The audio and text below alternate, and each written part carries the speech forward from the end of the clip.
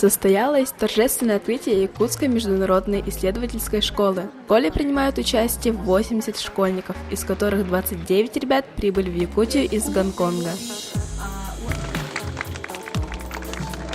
После поднятия флага участники все дружно станцевали якутский национальный танец осохой и провели общее фотографирование.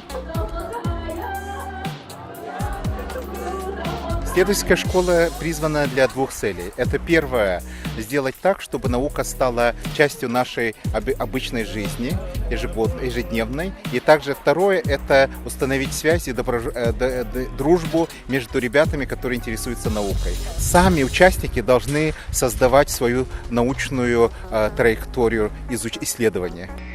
Работа школы будет вестись по 11 направлениям.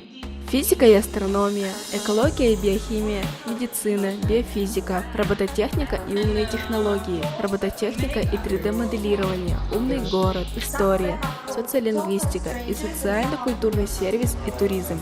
После официального открытия тьюторы провели презентации своих направлений, чтобы участники могли более подробно ознакомиться с планом работы проектов. 52% территории Республики Саха относится к арктической зоне, да? И как мы будем продвигать вот эту арктическую зону, мы вот в современном мире можем только через туризм, один из видов продвижения, чтобы иностранцам интересно было, да? Чтобы рабочие места делать в арктической зоне. И самое главное, чтобы наши жители республики и России сами ездили в арктическую зону. Есть дети биологической направленности, те, кто хочет заниматься изучением жуков, червей, кто-то хочет коллекционировать бабочек, прокалывать иголкой. Вот так вот, жуков и всякое такое.